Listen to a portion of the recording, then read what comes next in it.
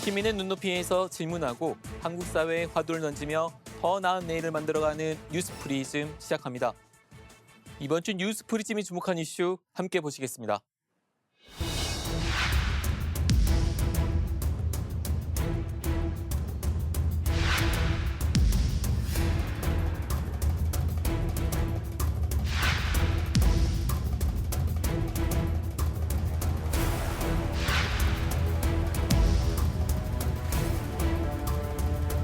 요즘에 대치동 분위기나 학원가의 분위기는 자연계 상위권인데 의대를 노리지 않으면 쟤 왜 저러지 하는 그런 분위기.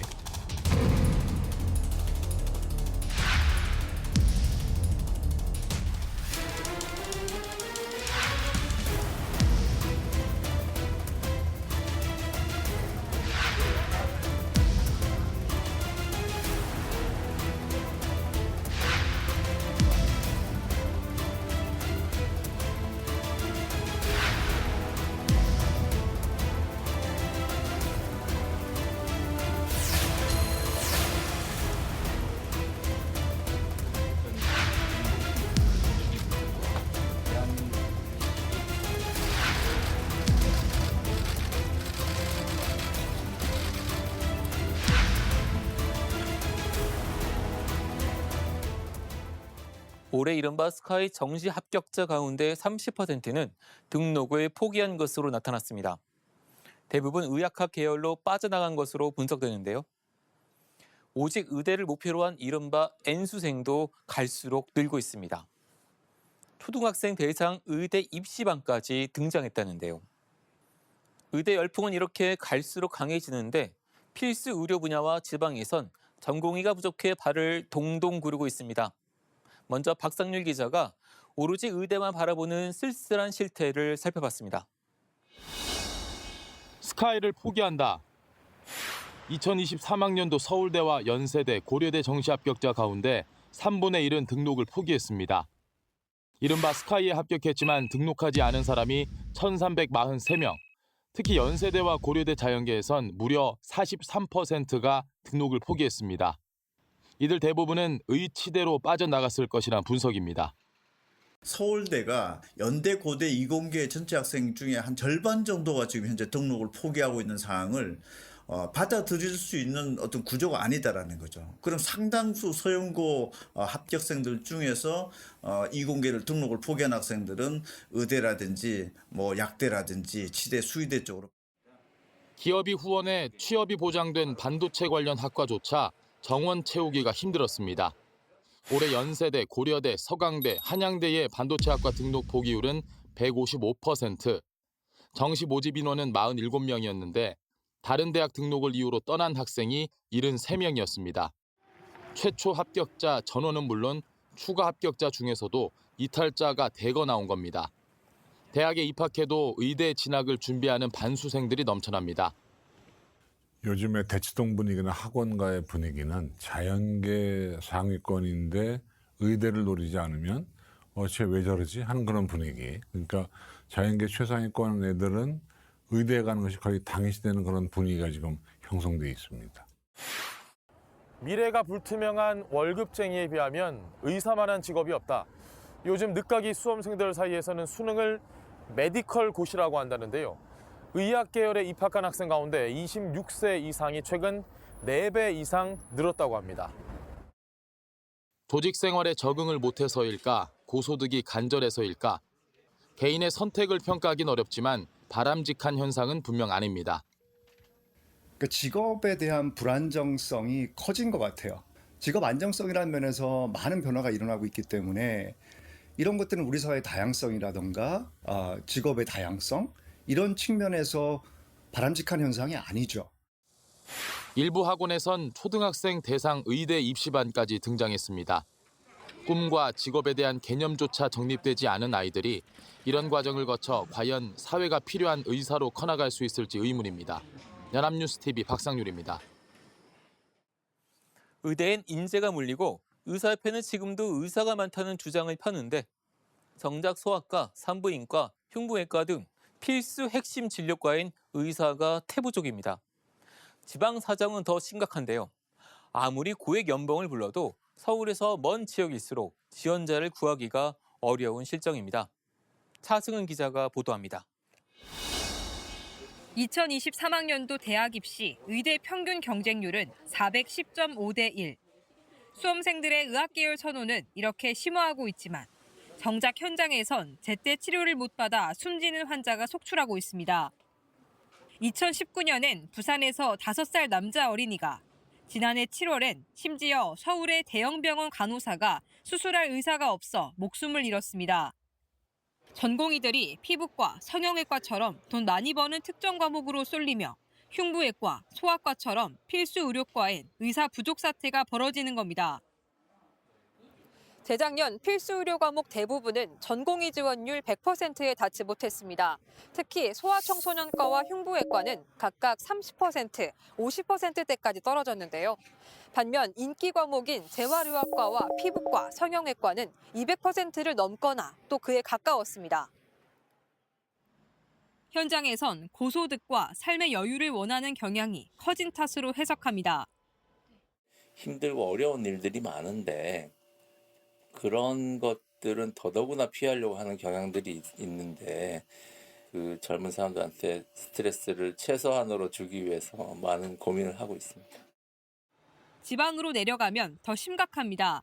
지방의대생 43%가 수도권에 취업할 뿐더러 고액 연봉을 제시해도 지원자가 없습니다. 응급의학과 전문의 연봉을 4억 원으로 1억 원이나 올렸지만 지원자는 겨우 3명뿐이었던 속초의료원 사례가 대표적입니다. 중소도시는 종합병원이 많지 않아 공공의료원 의존도가 높은데 이마저 무너지면 의료 서비스에 타격이 불가피합니다. 이미 전국의 공공의료원 10곳 중 7곳 이상은 전문의 정원을 채우지 못한 실정입니다. 정부는 필수의료 위기 해결책으로 17년째 동결된 의대 정원 확대에 중점을 두고 있습니다. 하지만 단순 정원 증가는 오히려 인기 과목 쏠림을 심화시킬 수 있다는 우려가 나옵니다. 정부는 기피 과목 수가 인상안도 함께 발표했지만 보다 대대적인 수가 개편이 필요하다는 목소리가 높습니다. 손이 많이 가는 곳에 상대적으로 저보상되고 있는 그런 형태가 나타나고 있고 균형 있게 보상할 수 있는 그런 노력이 좀 필요할 것 같습니다. 2009년 흉부외과가 수가를 2배나 올려도 병원이 인력 충원을 하지 않아 여전히 기피 과목으로 남은 만큼 병원 인력 기준 조정 필요성도 제기됩니다. 기피 과목 수가 인상이 소득 증대, 인력 충원, 업무 부담 완화로 이어지는 선순환을 가져와야 한다는 얘기입니다. 연합뉴스TV 차승은입니다. 요즘 사교육 1번지를 배경으로 한 드라마 1타 스캔들이 인기입니다. 사교육 전쟁터에서 벌어지는 로맨스를 다룬 드라마인데 의대의 진학을 둘러싼 현실의 단면을 시사해줍니다. 드라마에서는 사설학원에서 의대 진학을 목표로 하는 소수 정예반인 의대 올케어반이 갈등의 진원지로 등장합니다. 주인공 남행선의 딸인 고등학생 남혜인은 의사에 대한 적성이나 소명의식과 무관하게 올케어반에 들어가려고 애를 썼습니다. 성적이 최상위권이라는 이유로 남혜인은 자연스럽게 의대를 목표로 두게 됩니다. 주변 인물들도 이를 당연하게 여깁니다. 드라마에서는 남혜인뿐만 아니라 성적이 최상위권인 학생이면 당연히 의대를 목표로 하는 것처럼 그려졌습니다. 이런 풍경에 시청자들은 낯설어하지 않습니다. 이미 보고 들은 세태가 자연스럽게 드라마에 녹아 들어갔기 때문입니다. 소득 수준과 직업 안정성, 사회적 지위 등의 측면에서 의사라는 직업이 최상위권에 있는 것은 사실입니다. 2020년 기준 의사의 평균 연봉은 2억 3천만 원입니다. 개원위는 3억 원 가까이에 달합니다. 반면 한국 최초 우주 발사체 나로호를 쏘아 올린 한국항공우주연구원의 정규직 연구원은 평균 9,600만 원을 받습니다. 소득이 2배 넘게 차이가 납니다. 더구나 의사는 정년도 없습니다. 여기에 의사 중에서도 수입이 높고 워라밸이 좋은 진료 과목 순으로 전공의 지원자가 몰리는 경향입니다. 해외 선진국들은 어떨까요? 학력 수준이 높아야 의대에 진학하고 의사가 수입이 좋은 직업인 점은 우리나라와 마찬가지입니다. 그런데 이공대 출신의 우수 인재 역시 높은 연봉이 보장돼 있습니다. 미국 기업들은 이공대 출신들을 우대합니다. 주요 IT와 생명과학 기업 연구원들의 연봉은 의사 부럽지 않습니다. 수출과 첨단 기술 산업의 비중이 큰 우리 경제가 어떻게 인력에 대한 대우를 해야 할지는 치열하게 생각해 볼 과제입니다. 필수 의료 위기와 의사 부족에 따른 의대 정원 확대 문제가 사회적 이슈로 떠오르자 정부와 정치권도 발벗고 나섰습니다. 관건은 의사단체와 이해관계가 충돌한다는 것인데 아직은 꽉 막혀 있는 실정이라 성사를 장담하기 어렵습니다. 구아림 기자입니다. 코로나19 사태로 인해 2년 넘게 미뤄졌던 정부와 대한의사협회의 의료현안 협의체. 지난 1월 간담회를 시작으로 필수 의료 강화 대책부터 차근차근 단계를 밟아나가는 듯 했지만 한 달 만에 암초를 만났습니다.